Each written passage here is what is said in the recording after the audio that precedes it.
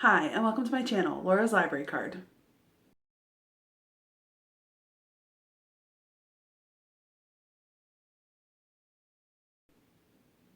So today we are going to be doing a stack status video where I talk about my stacks of books and I discuss what I have recently finished, what I'm currently working on, and my immediate TBR. So let's just dive right in.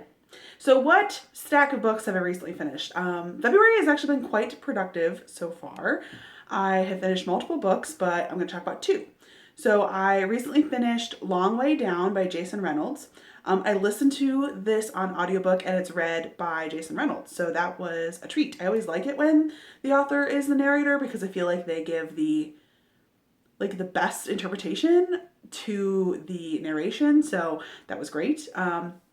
And Long Way Down is told in verse, so it goes by very quickly, and it is a story of Will, who is, I think, maybe 15, and the whole book takes place over about a minute as he rides an elevator from his floor, his apartment floor, to the ground floor because he is planning on going to shoot the guy who shot and murdered his brother. So there are lots of trigger warnings for this book for like gun violence and gang violence and just kind of violence in general. I'll leave a link down below to my Goodreads review where I list all the trigger warnings. But this book was really powerful. But Long Way Down, even knowing the premise going in, I was kind of blown away by how it was carried through the book, because on each floor as the elevator descends, like these ghosts from Will's past, like from people he knew, get on the elevator and kind of talk to him about his predicament and the decisions he has to make. And he is kind of learning about how like tit for tat is not going to work out, and how it's this cycle of violence, and how you can connect this person's death to this person's death to this person's death because it's just back and forth. But like Will has to kind of decide whether or not he should change the way he views the world, and like he has these rules and like how things are done, and yet these loved ones whose ghosts are appearing to him are showing him that actions have consequences, and for all of them, the consequences were death. I found it really engaging and powerful. The writing was great. There were so many turns of phrase that really stuck out to me, like that packed a punch. There was a lot of good metaphors or similes that I just knew exactly what they were, very evocative, and I knew exactly what Reynolds was trying to say. So I loved this book, and my book club loved this book, and we had a really good discussion about actions and consequences and like living life, with certain sets of rules. It was really a good discussion and a really great book, and I would highly recommend Long Way Down. I gave this book 5 stars. So the second book that I'm going to talk about that I recently finished was unfortunately not so great for me. It was Everything's Better with You by Lucy Eden. I actually think that a later book in this series, this is part of a series called Everything's Better, I think it was book 2 or 3 that I heard a recommendation for, and then I was like, well, I want to start with book 1. So I started with Everything's Better with You. It was available from my library. I had the ebook. It is pretty short. I think it's technically a novella, and I don't always do great with novellas, and this one just, it just didn't work for me. Yeah, it was very insta love, and it was a hot mess in my personal opinion.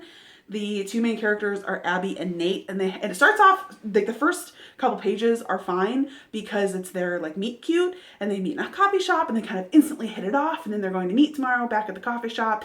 All is well, fine. She goes off to her job that evening. She works at a gentleman's club where she is a bartender, and who walks in with his bachelor party but this guy she met? Well, she is just heartbroken. I mean, like, it literally says that her heart was shattered. And I was like, you met this dude like 4 hours ago. What?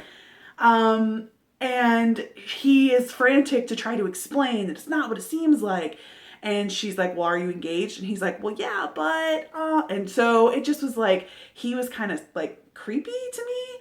And like, we do find out more about that. And like, the reason for the engagement is like is basically a fake engagement, and like the reason for that is I think supposed to like endear Nate to you as the reader, and it just didn't.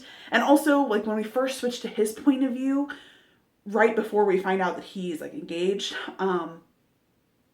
we find out that he's been like watching Abby through the like CCTV. Like he spotted her in the coffee shop, and he's like a gazillionaire, and he like bought the building or bought the coffee shop or whatever, and he's just been like watching her through it and like trying to work up the nerve to talk to her. I'm like, dude, this is like stalking. Like, what?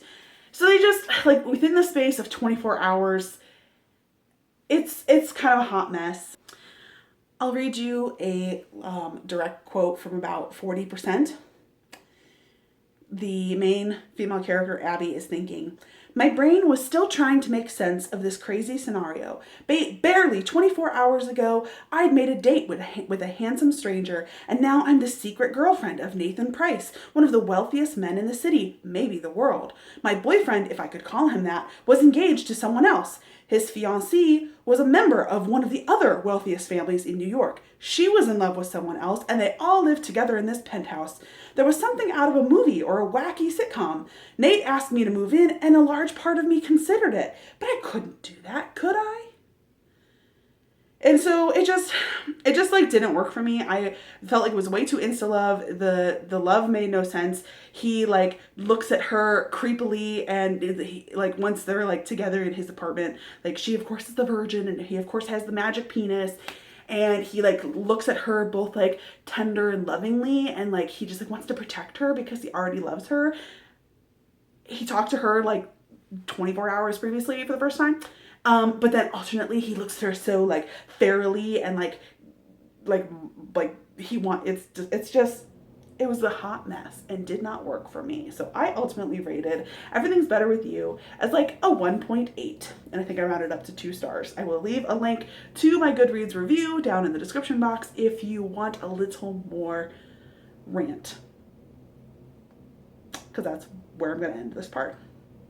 I also recently finished the book Oona Out of Order by Margarita Montimore, and I did a full book review, so I'll leave that up in the cards and down in the description for you to check that out.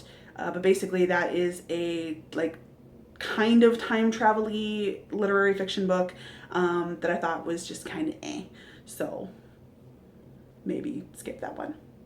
So what am I currently reading? I am currently reading Dark Desires After Dusk by Kresley Cole. This is the 5th book in the Immortals After Dark series.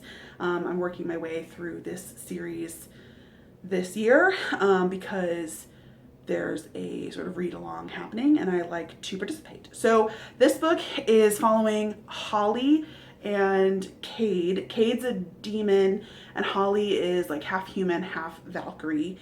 And it's a road trip romance. I am pretty far away. I think I'm like almost at 75%.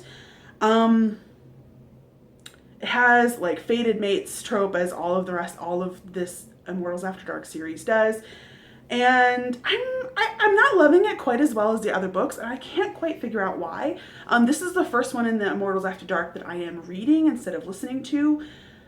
But like, I don't know, it feels sort of like the other books have this underlying like tension and current of like intensity and desperation, and I just feel like that's missing in this book. There are internal conflicts for the characters, but they seem like not like they both are easily able to dismiss those internal conflicts, and the external conflicts everyone's handling super well. And like, even though she's part human, part Valkyrie, she's like easily able to take on all the foes that they encounter. So it just is sort of tripping along a little bit too easily, and I just want a little bit more tension and drama, I think. But I'm getting close to finishing it, so it might kind of end with a bang. So I am working on that. And I'm also working on Long Shot by Kennedy Ryan. I'm listening to this on audiobook. It is the first book in her Hoops series. Kennedy Ryan is new to me, but has been recommended many times before. It was, I think someone just recommended Kennedy Ryan because it's Black History Month, so people were like lists of Black romance authors I was seeing around, and I'd been wanting to get to Kennedy Ryan, and Longshot was available through my library. And it was so highly rated, so I was like excited about that. And I was seeing so many things on Goodreads that said how emotional it was and how it kind of like ripped people's hearts out. I'm not sure exactly how far I am. I think I'm about 60% of the way through. And it's definitely got plenty of trigger warnings. So you should look those up if you're interested in reading this book. But basically it boils down to domestic violence and abuse. The extreme versions of that. So there's a lot of violence and assault in all forms. So I'm listening to this on audiobook and I'm enjoying it. It's like a sports romance, but like every other sports romance I've ever read has been light and cutesy, and this one is heavy. The two main characters meet and have this instant, amazing insta-love kind of connection. They don't call it love, but like that's essentially what it is. And then there's all this stuff that's keeping them apart. I think I might do a full review about this, but I definitely have to figure out how I want to discuss it, because I tried to tell my husband about it and I ended up just giving him a play-by-play for like 25 minutes. Poor thing. So I am enjoying the book. It's definitely a lot heavier than I thought it was going to be, and I like just got to the part this is like some spoilers, so like skip ahead 10 seconds. But basically they've finally gotten the chance to finally potentially be together, and then they're like 1 month later and they're so in love, and I'm thinking, okay, that's what I wanted to see. Like that emotional development and connection between them was what I was wanting to see, and it feels like you skipped it. But I mean, that's like literally the page I'm on, and I'm closer to like 70%, because I was just thinking, okay, I'm at like 70-ish%, and there's plenty of time now for the bad guy to come back. Like, where's this going? So I am enjoying Longshot, but it's definitely not, I did not realize how heavy it was going to be going in.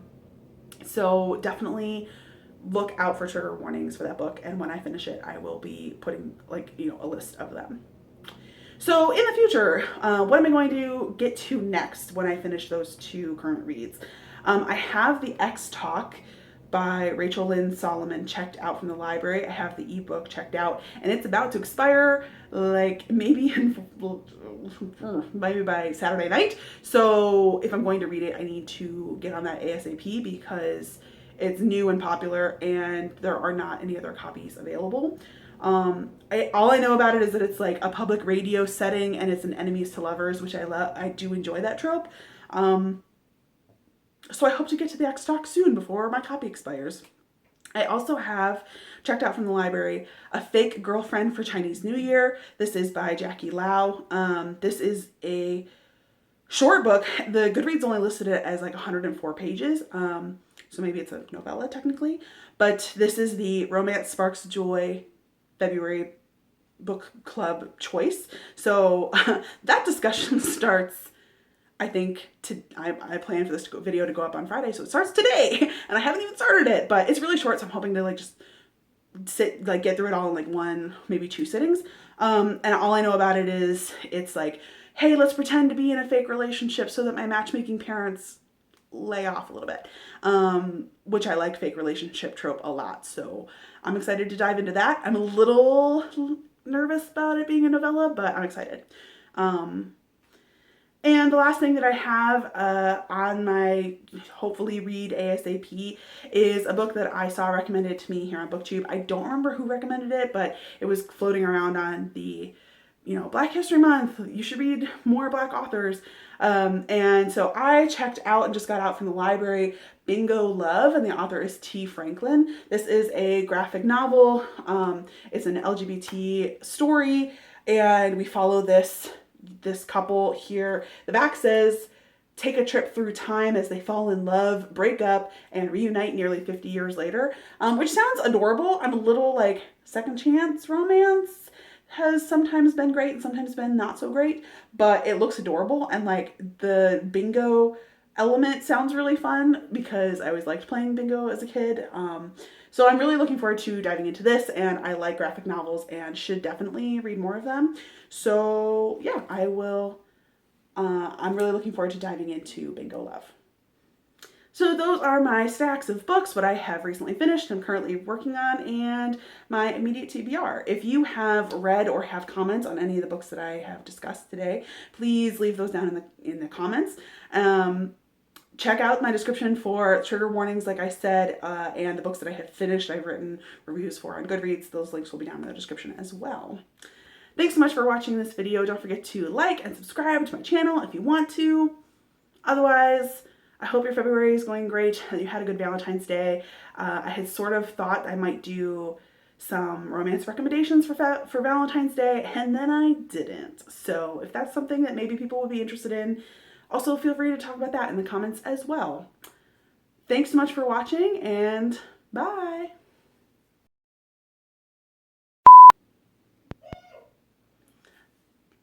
Benjamin!